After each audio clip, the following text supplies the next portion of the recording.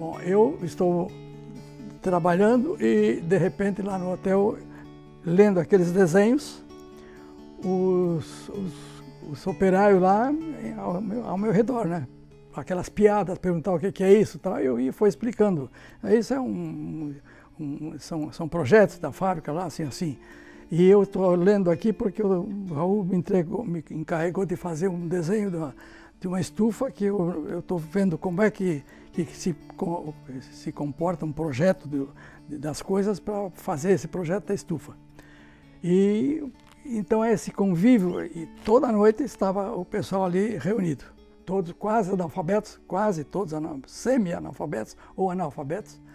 E assim foi que um dia eu expliquei que, olha, a Tupi está crescendo aqui, vai precisar de fazer equipamentos de tudo quanto é forma, de chaparia e de mecânica, e é preciso ter pessoas aqui na fábrica que entendam desenho. Nós não temos ninguém na fábrica, não tinha ninguém lá que conhecesse desenho, a não ser o seu Liberato, que era um chefe de mecânica, conhecia mais ou menos desenho e um pouquinho de caldeiraria.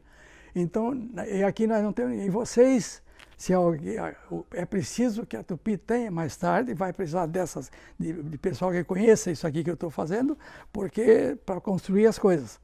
Aí o papo vai, papo bem, vem um tal de Oswaldo Schroeder, disse, por que ele não ensina isso para a gente então? Falei, tudo bem, vocês querem aprender? Eu ensino. Então, quando o Oswaldo Pereira informalmente começou a escola técnica, assim que eles souberam e viram o que estava sendo feito, eu diria, acendeu neles a lâmpada, dizendo, puxa, nós devíamos fazer isso de uma maneira mais ampla e de uma maneira mais formal. O Dr. Raul me chama para uma sala que tinha ao lado da sala dele e da sala de desenho. Olha, o senhor Albano está aí, ele quer falar com você. Aí fui lá falar com o doutor Albano. Bom dia, em suma, o que o senhor está fazendo aí de assim? Nós estamos entrando na indústria automobilística, indústria elétrica, novos tipos de peças, totalmente diferentes de conexões, que era só copiar, né, uma da outra, e não tem quem entenda desenho, nem caldeiraria, nem nada, eu estou ensinando o pessoal. E como o pessoal teve interesse em aprender as coisas aqui, eu estou ensinando. E é isso que eu estou fazendo, Albano. E agora pedi para o Dr. Raul para empregar eles em áreas melhores. Aí o Albano, assim, tá, tudo bem.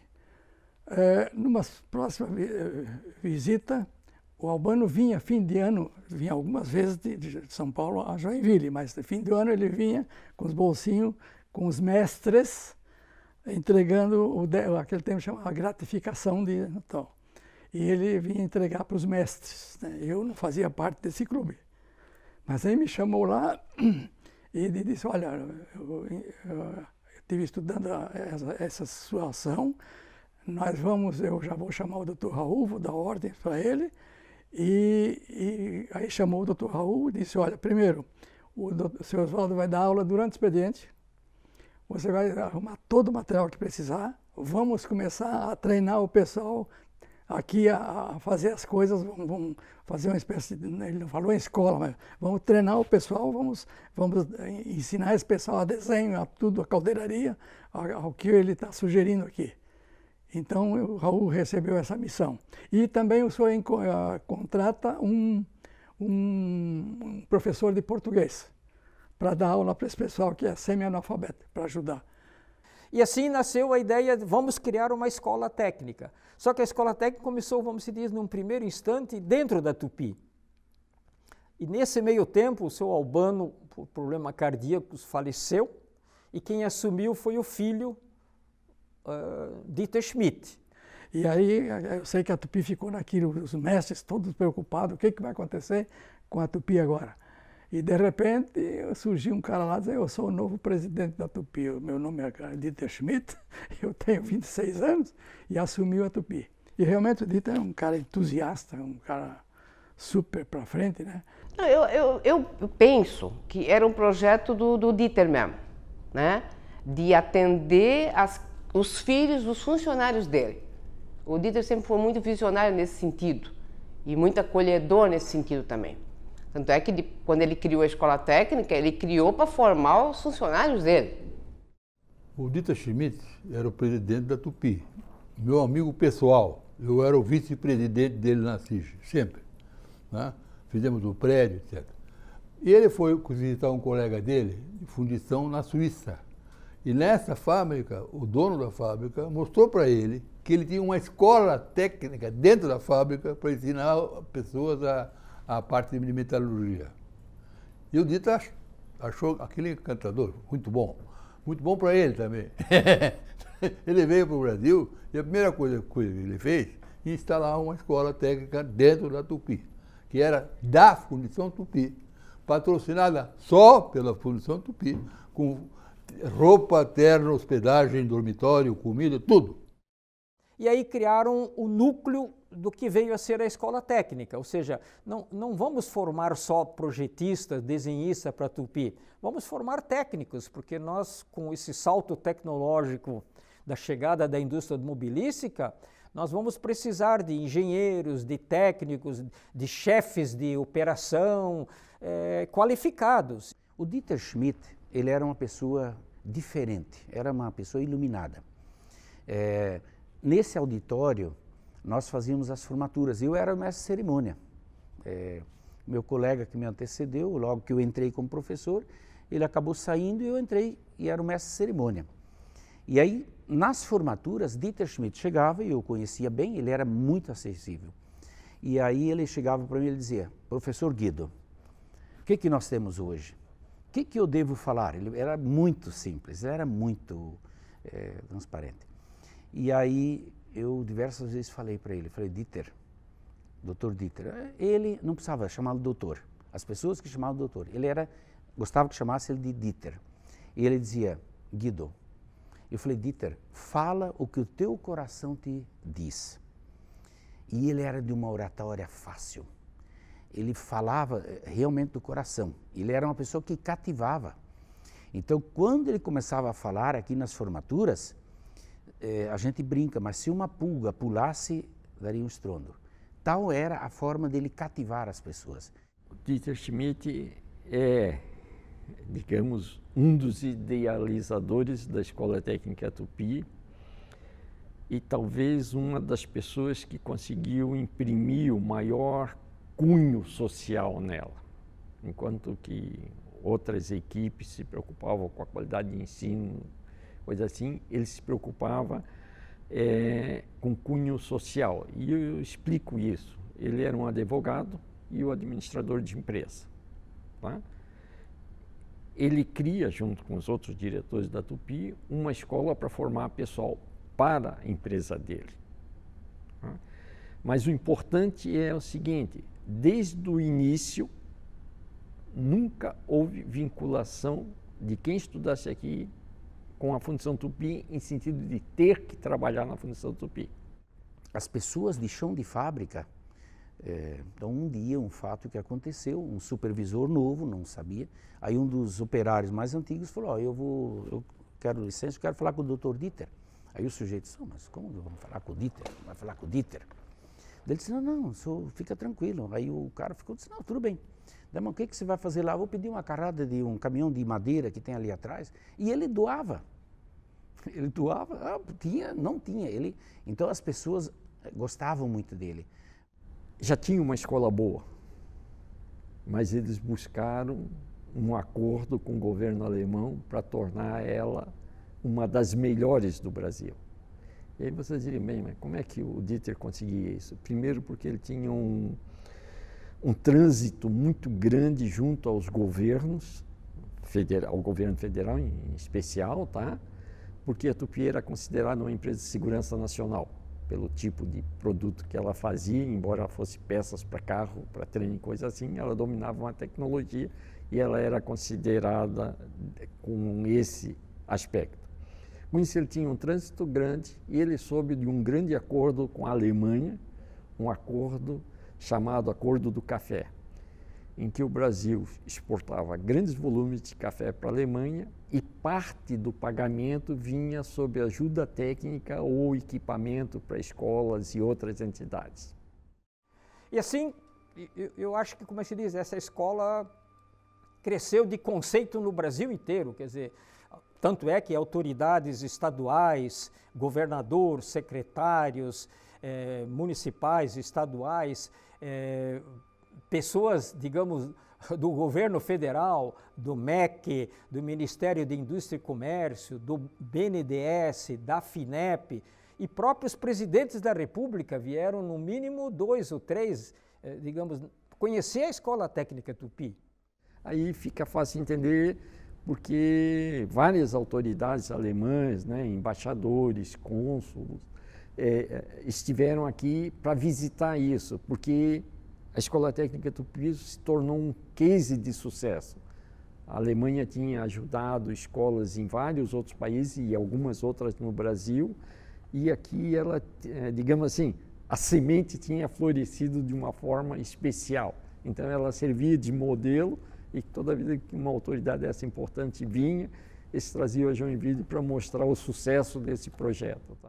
E a questão da morte dele foi realmente um baque, não só para Tupi, mas eu diria, foi um baque para a Santa Catarina e para Joinville. Foi uma perda assim irreparável. E eu lembro que na época, porque ele acabou falecendo num acidente aéreo lá em Chapecó, tá? E aí o pessoal resolveram velá-lo lá na capital do estado, e isso causou mal-estar aqui entre os funcionários. E tanto é que eles quiseram ir todos a Florianópolis e faltou ônibus aqui em Joinville para levar os funcionários. E aí os que não puderam ir ficaram reclamando, o que nós vamos fazer e tal. Aí o que eles fizeram? Ao levar o esquife para São Paulo, para o jazigo da família, o avião sobrevoou aqui a Tupi. Isso foi, para mim, foi emocionante. Quem deu o pontapé definitivo e que viu o que eu estava fazendo, chama-se Albano Schmidt. Só que, infelizmente, meses depois, ele acabou falecendo e aí, inclusive, suspendeu, não conseguiu continuar o processo, né? E até veio a decisão de como ficaria Tupi, então até o Dieter assumir. Mas na verdade, claro, o Dieter assumiu com toda razão. Ele foi o homem da Escola Técnica Tupi, ele que tocou aquilo lá, fez aquilo crescer também, ajudou a crescer com o Raul. Mas quem realmente, eu sempre, quando lembro de Escola Técnica, me vejo Albano na minha frente, tirando aquele envelopezinho, me elogiando, chamando o Raul, dando ordens firmes, para que daquilo nascesse um ensinamento para a Tupi lá, que estava sendo preciso. É claro, a Tupi nessa época não sabia que precisava disso. Eu também não tinha muita consciência do que eu estava fazendo, porque eu não estava querendo uma escola, eu só estava querendo capacitar pessoas para atender aquilo que era preciso lá. Mas o Albano, que ao me escutar, ao ver a história, entendeu melhor que o Raul que estava na hora de dar um pontapé naquilo e definitivamente. Só que demorou um pouco, depois da morte dele, até o Raul se articular com o Dieter e tocar uma bela escola que teve aquilo lá. Eu comecei em 68, essa turma de mecânica e metalurgia, nós somos uma turma privilegiada até em termos de Brasil, porque nós pegamos a equipe técnica da Alemanha, que veio montar a Escola Técnica Tupi, e eles ficaram de 68 até 71, chefiado pelo professor Dr. Franz Holz, o engenheiro Spies, o engenheiro Alois, que era de metalurgia, e o engenheiro Wimmer, que era de mecânica. Então foi um privilégio para essa turma conviver com eles. Porque nós não éramos chamados de professor no início, nós éramos chamados de monitor. Eu assisti a aula do engenheiro Vitor Zimmermann. Mas para entrar em sala de aula como professor, eu tive que fazer estágio na engenharia de fábrica da Tupi, na engenharia de fábrica da Consul. Eu tive na Mercedes-Benz, peguei toda a usinagem de blocos de motores. Eu fui para a Romen, Santa Bárbara do Oeste, 2 vezes. A Romen é a maior fabricante de tornos do Brasil. Quando nós chegamos aqui na Tupi, a escola técnica já estava funcionando há vários anos. E meu irmão, por exemplo, é formado pela segunda turma. E as primeiras turmas, elas todas tinham emprego garantido na Tupi, porque a demanda era crescente, a Tupi estava crescendo em número de empregados, então precisava de mais técnicos, mais chefias qualificadas, né? E esses alunos é que começaram, vamos se dizer, a ser recrutados para isso. A gente não tem uma foto para mostrar, mas no processo de seleção, a fila vinha ali da esquina do Bradesco até a portaria, isso na sexta-feira. Sabe para quê? Para pegar vaga para o preparatório, não era para o ensino técnico. 1975, né? E então fui ter as aulas de matemática e de português. E aí eu lembro que eu vim fazer a matrícula, alguma coisa nesse sentido, a inscrição, e era uma fila de candidatos aqui na frente, na Rua Albano Schmidt, que ia até a região ali do Banco do Bradesco, mais ou menos, né?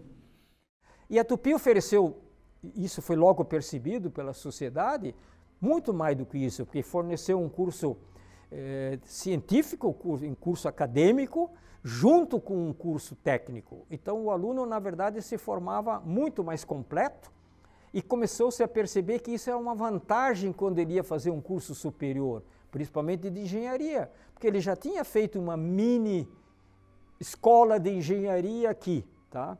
Então isso começou a se, digamos, a se divulgar, isso começou, digamos assim, a gerar um grande interesse dos jovens. E a escola cresceu muito rápido e, digamos assim, com dois tipos de alunos. Filhos da, digamos, da classe A e B de Joinville e filhos da classe C e D. E fiz o teste de seleção e ficou aquela ânsia para ver o resultado. O resultado saía no jornal A Notícia, né? Antigamente o jornal A Notícia publicava. E aí saiu, naquele ano ali, em 1970, final de 1975, em dezembro, o meu nome apareceu lá na lista, lá que eu tinha sido aprovado para fazer o curso técnico. Foi uma alegria, foi assim, uma vitória, sabe? O nome está presente lá. Tanto é que filhos de muitos empresários fora de Joinville e de outros estados mandavam os filhos para Joinville para vir estudar. Um exemplo típico é o Décio Silva da VEG, né? O seu Egon colocou o filho em Joinville, onde? Na Escola Técnica Tupi. Ao me formar no curso técnico, eu já fui convidado a ser professor e eu passei a lecionar a partir de fevereiro de 1976. Dei aula 3 anos e meio na fundição da nossa escola, onde nós fazíamos, além de fundir e vazar as peças em aulas práticas, nós iniciamos fazendo serviços de engenharia. Só que não tínhamos equipe. E o que nós fazíamos, nós professores? As peças que nós vazávamos, os estudantes iam para casa, nós botávamos o guarda-pó, a luva e fazíamos acabamento. E, de alguma forma, a ETT, Escola Técnica, vendia essas peças para angariar fundos para a manutenção da instituição.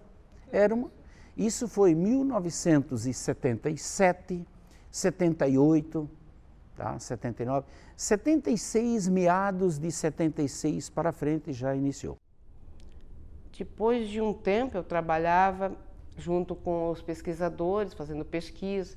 A gente datilografava, né? Toda a parte das pesquisas dele, a gente botava no papel, datilografando. Pensa, da máquina, né, de datilografia naquela época.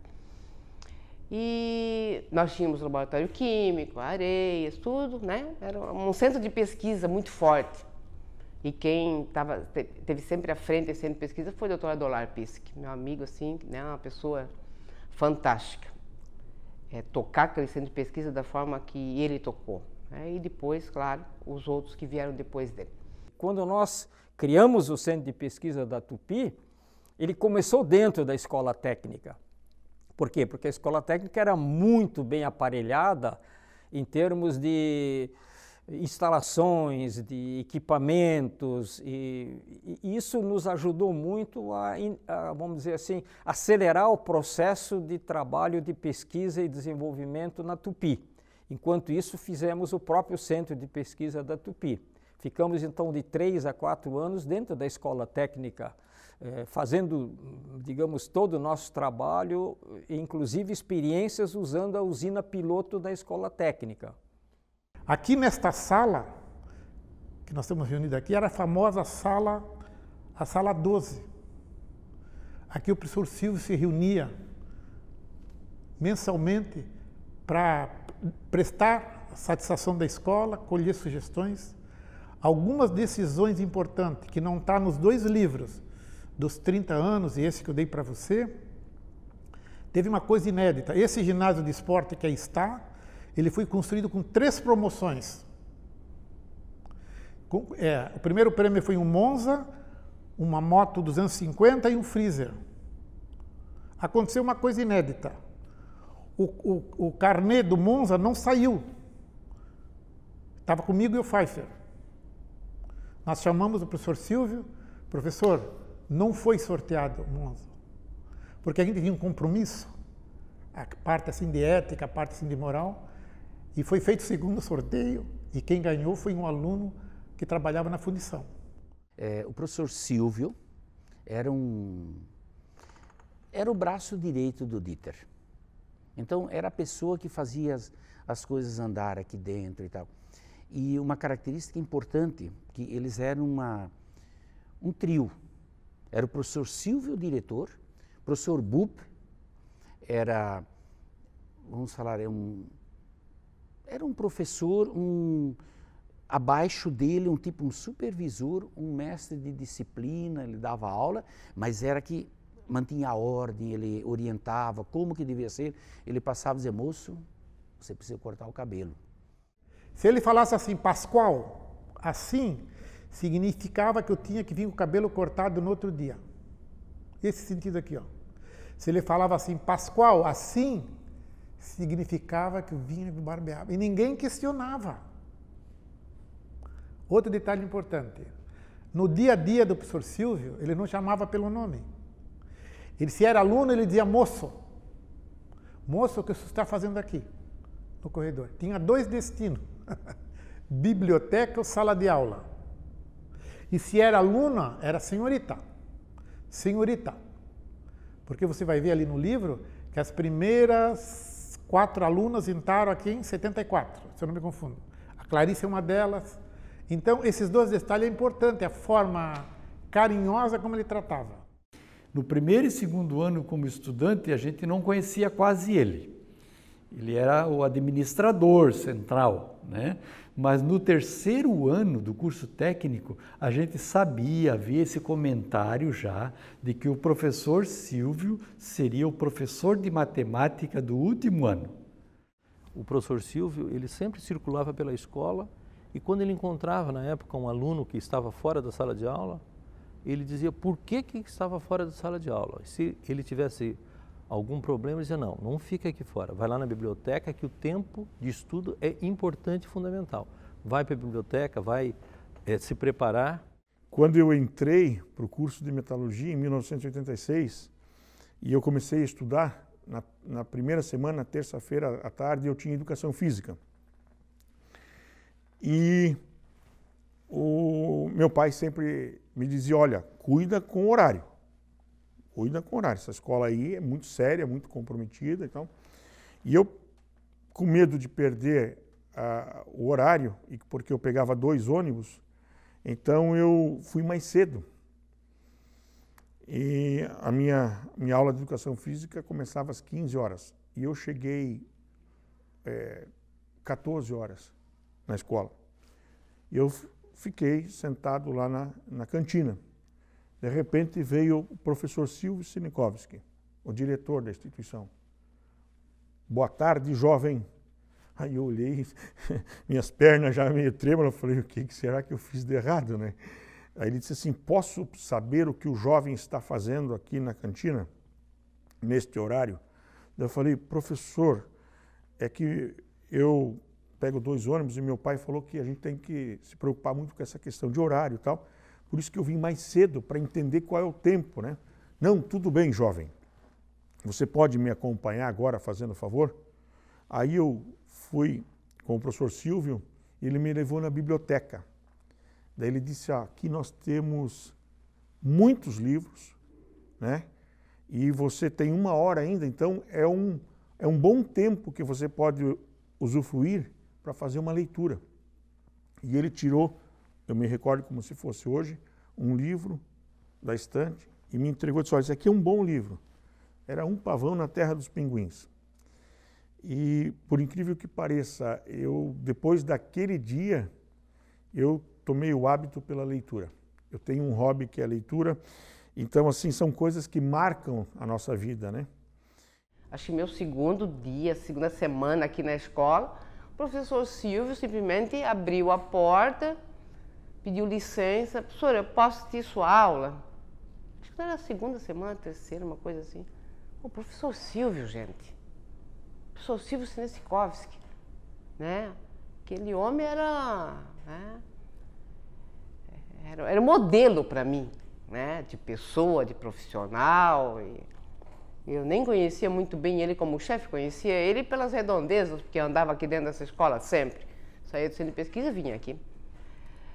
Mas, enfim, achei claro, professor possível, pode. Ele ficou lá assistindo a minha aula. Fico pensando, poxa, será que... Por que eu não fiquei com medo, né, com receio?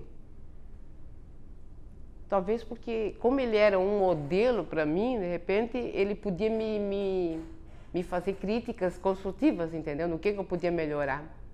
E nunca fez isso. O professor Silvio era um exemplo de educador, ao mesmo tempo que rigoroso, ele era extremamente amigável, tá? Gentil com as pessoas. Ele cobrava rigidamente, mas tinha esse aspecto acolhedor. Nesta sala aqui, ó, o professor Silvio era uma marca dele. Ele cobrava, além da formação humana, técnica, vocês têm que formar cidadão. Nesse momento, o professor Silvio, se não me engano, ou por esse período, o professor Silvio Sineskovski, que foi o fundador, que foi a pessoa que trouxe a escola e sempre esteve presente, isso é uma coisa importante colocar, ele sempre esteve presente na Escola Técnica Tupi, ele vai para a Secretaria eu não me lembro, de Estado, né?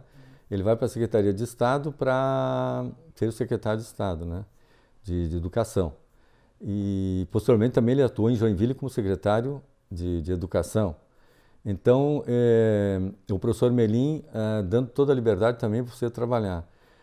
A direção do conselho, no caso o senhor Loyola, também dando oportunidades que você pudesse realizar as atividades, desde, claro, com responsabilidade, como sempre foi as questões dentro da Escola Técnica Tupi, e com a apresentação de planos e projetos e planos de desenvolvimento.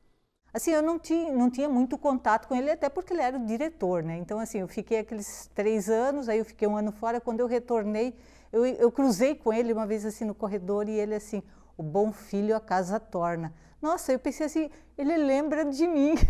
Então, era uma pessoa assim que realmente, ele era muito íntegro, muito correto, muito justo. E ele me falar aquilo, isso me mostrou assim que, poxa, ele me valorizou como pessoa, como professora aqui dentro, né?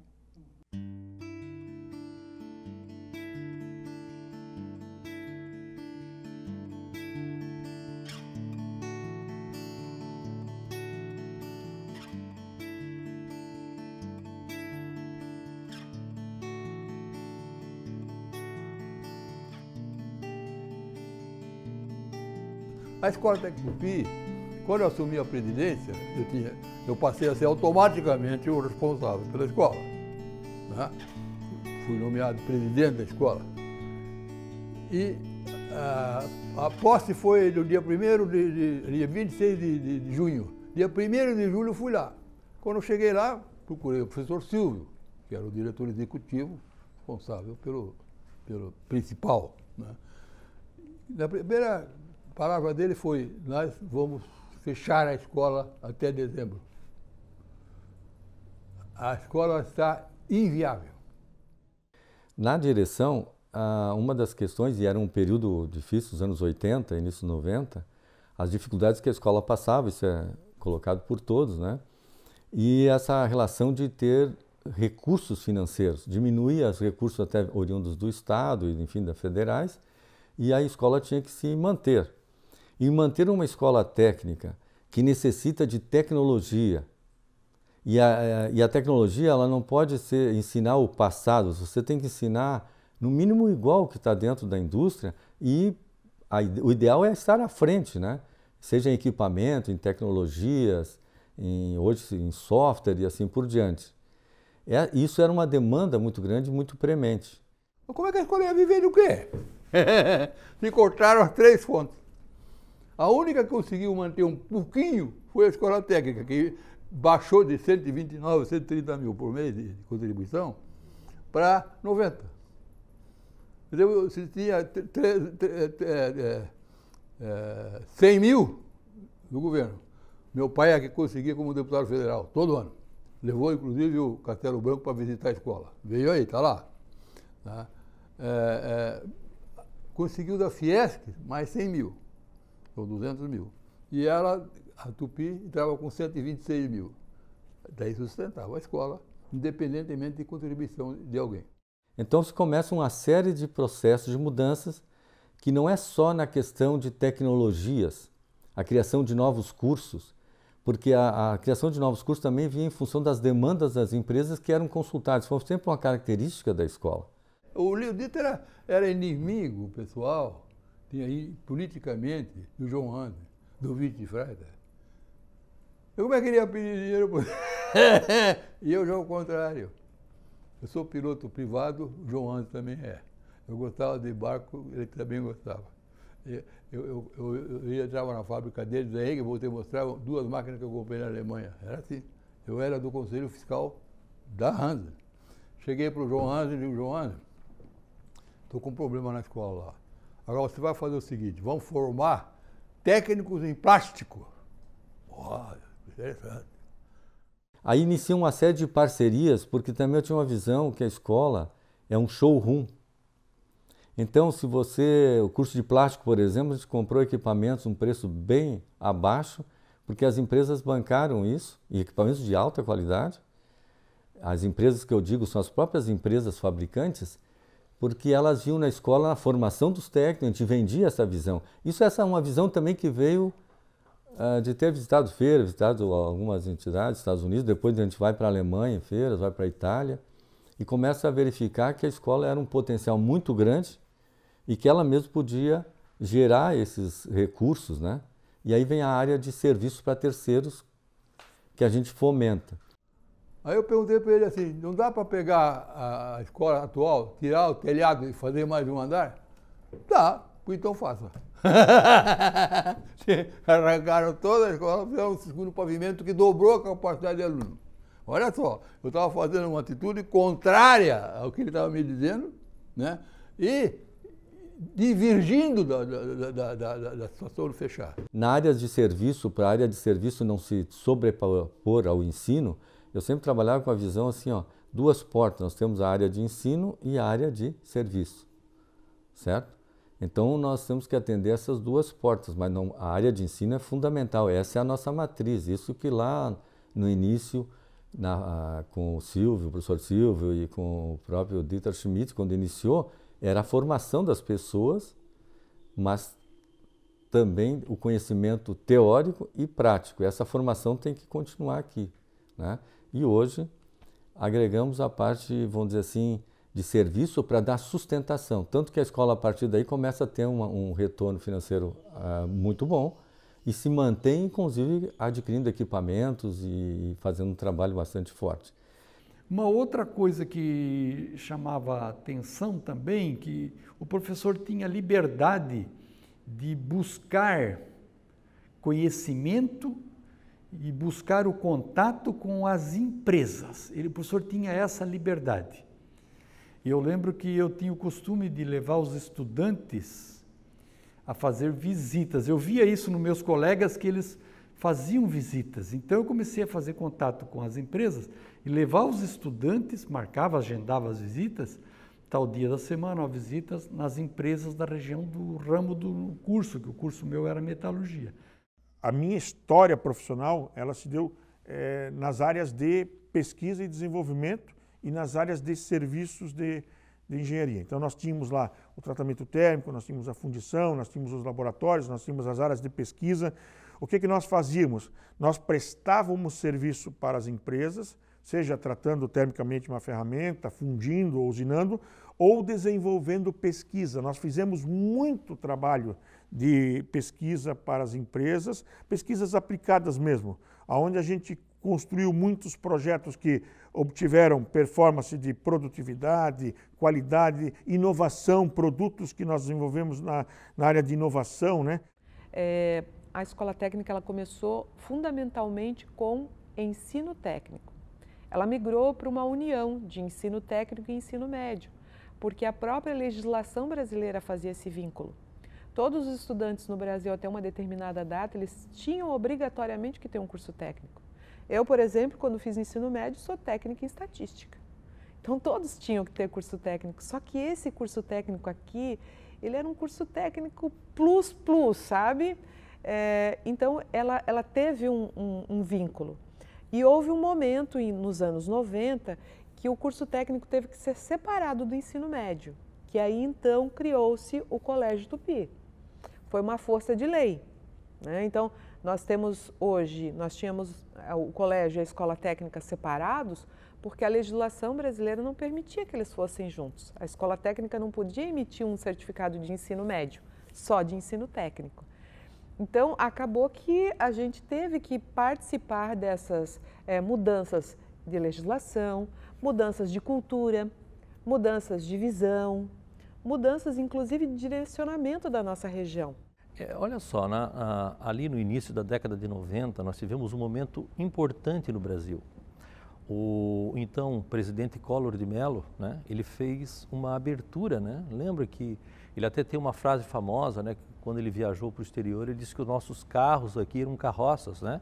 E ele abriu o mercado brasileiro e abriu também a questão logo em seguida, depois, né, para frente, ali na época do Fernando Henrique, o presidente Fernando Henrique, nós tivemos o Ministério da Educação, ele abriu toda essa questão de que nós poderíamos também crescer como entidade, né? Sair da Escola Técnica Tupi e podíamos ter cursos superiores, enfim. Mas antes disso, né, quando foi aquela abertura do mercado ali, nós percebemos que nós precisávamos também mudar o nosso projeto pedagógico, no sentido de, na formação técnica. E nós mantivemos, sim, toda a nossa tradição como Escola Técnica Tupi, mas nós começamos a dar oportunidades para aquelas pessoas que queriam estudar na Escola Técnica Tupi, mas ficavam de fora porque nós tínhamos poucas vagas, poucos cursos, né? E com isso nós fizemos uma alteração no projeto. Nós criamos um projeto político-pedagógico, uma matriz curricular, que nós tínhamos um núcleo comum, eu não sei se vocês pegaram nessa época já, um núcleo comum, e a partir do segundo ano, que as pessoas, que as crianças, que os jovens estivessem aqui, eles escolhiam o curso que aí nós tínhamos à disposição. E com isso nós ampliamos o leque, né? Porque até então a gente tinha poucos cursos. Eu acredito que até ali eram 5 cursos. Tinha técnico em mecânica, técnico em informática, técnico em plásticos, tinha técnico em metalurgia e eu acredito que tinha técnico em materiais. Então nós não tínhamos mais outros cursos técnicos, né?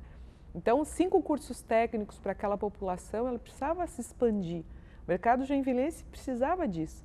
E dali para diante nós crescemos com um pool de cursos técnicos, dando oportunidade para outras pessoas. Nós realmente fizemos a escola técnica chegar nas casas onde elas tinham apenas o sonho.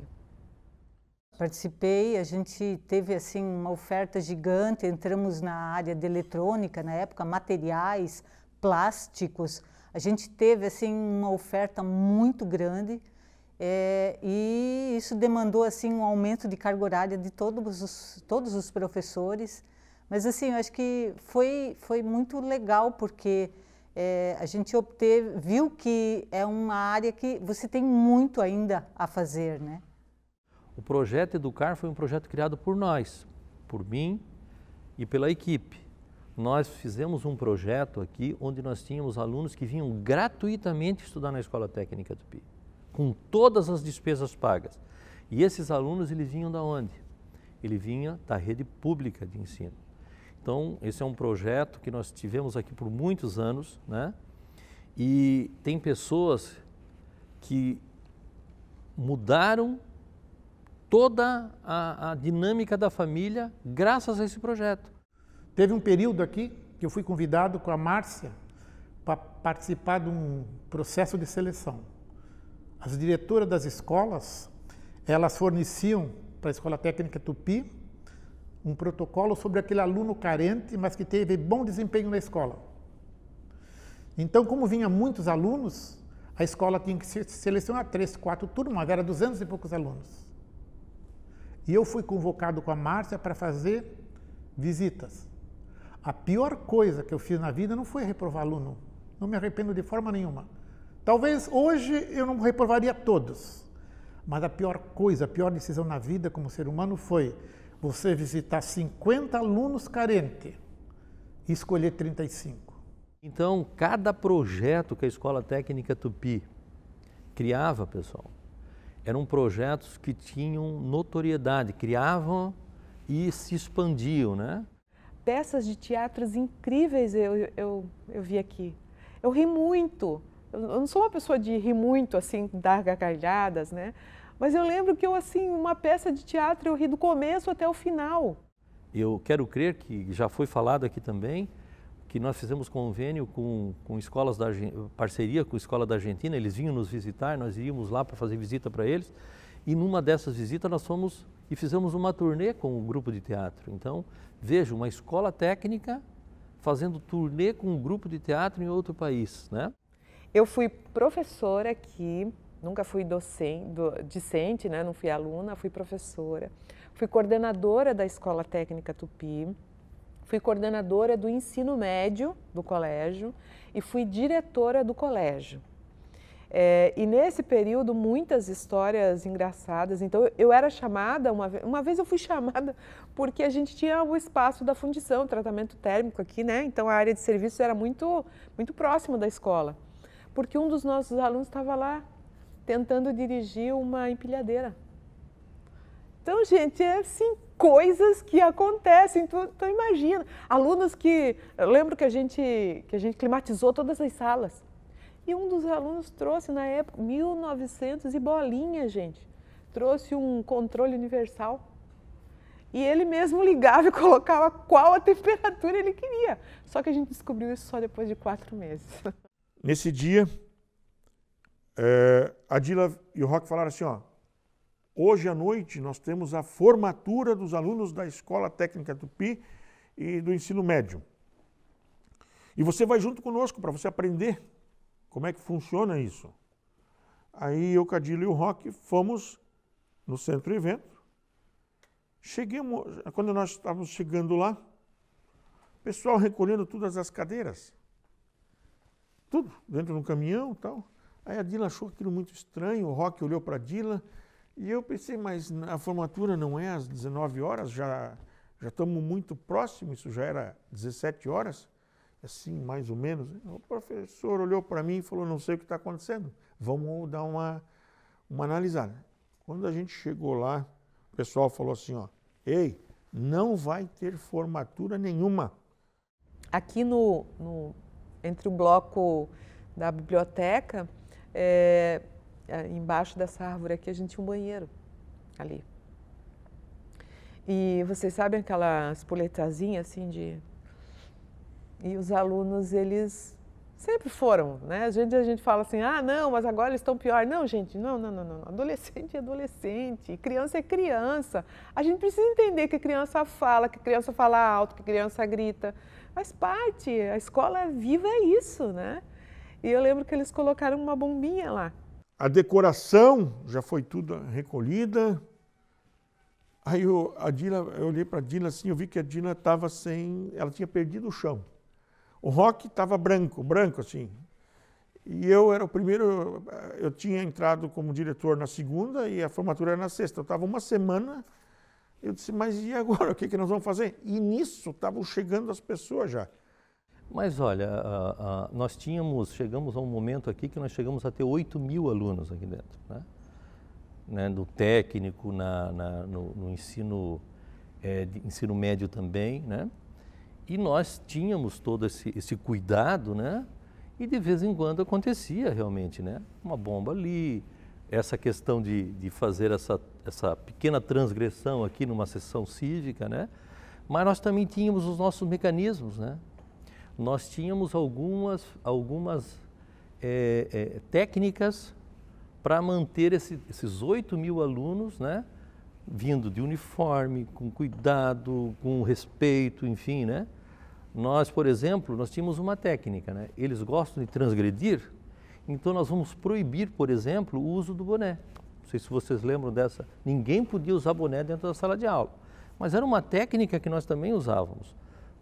É melhor que eles briguem por usar o boné do que se eles não tiverem, né? Como não tenho nada, estou com a cabeça, então eu vou soltar uma bomba. Não, então eles ficavam com essa causa. Explodiu o banheiro, foi um grande assim, agito dentro dessa escola, mais um pouco estava no jornalzinho, quem explodiu o banheiro. E todo mundo assim tinha um olhar muito para uma MC no período da manhã. E agora, hoje em dia, vários alunos, né, nessa trajetória, um deles é nosso professor ainda. E passado o tempo eu perguntei para ele, eu falei assim, vem cá, vamos lá, vamos ver. Quem foi que colocou aquela bombinha lá no banheiro, né? E ele falou assim para mim, Dila, jamais eu vou falar. Mas, resumindo, o que a gente fez? Chamamos todas as empresas, eram praticamente umas 18 empresas, chamamos todos numa sala e perguntamos para eles, o que aconteceu aí? Eles falaram, quem foi contratado não nos pagou e tal. Eu falei assim, eu queria pedir para vocês uma gentileza, que vocês acreditassem na minha pessoa, tá? Tirei um talão, graças a Deus eu tinha um talão assim, que só tinha tirado umas 2 folhas. Eu disse, eu vou tirar o cheque para cada um de vocês e vocês têm que confiar em mim. Aí o Roque e a Dila olharam e falaram assim, pô, Bubos, que ideia bacana. Aí todos falaram assim, não, nós vamos confiar em ti, diretor. Aí eles fizeram uma fila e eu chamava você, quanto é que é o teu? 5.000 reais. Eu, 5.000 reais, entregava o cheque. Você, 4.500, 4.500. O outro, 12.000. Você, banda, estou lá dando um exemplo, 7.800. Eu nunca tirei tanto cheque de uma vez só. É um mundo lindo, fantástico. Eu sempre falava isso para os meus estudantes. Eu falei, olha, quando a gente ama o que a gente faz, você faz as pessoas vibrarem com isso. Então eu sempre digo eu não falo alunos. Aluno é uma palavra que eu não gosto. É estudante, ele estuda, ele vem para aprender. Então eu preciso fazer, hoje ainda, eu dou cursos ainda. E eu entendo o seguinte, eu tenho que fazer com que essa pessoa goste tanto que ela não queira faltar no outro dia. Ela não pode faltar. E isso me acompanha durante toda essa vida. Você tem saudade dessa época? Meu Deus do céu! Isso aqui era um formigueiro. Então, é lógico que eu tenho saudade disso. Foi algo muito marcante para mim. Tudo a gente sente saudade. Sinto saudade de ontem já. Quando a gente tinha alguma dificuldade, um procurava o outro. A gente sempre tinha esse lado assim de um ajudar o outro, né? O ambiente da ETT eu gostava muito. A gente era tinha muita brincadeira. A gente era muito unido.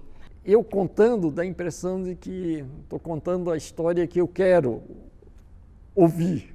Qual o impacto que isso causou na comunidade, e não só na comunidade, eu diria até no Brasil, né? Não só na comunidade empresarial, mas o impacto que isso causou nas pessoas. A escola é tudo de bom. Se você me perguntar se eu repetisse novamente isso, eu faria tudo de novo.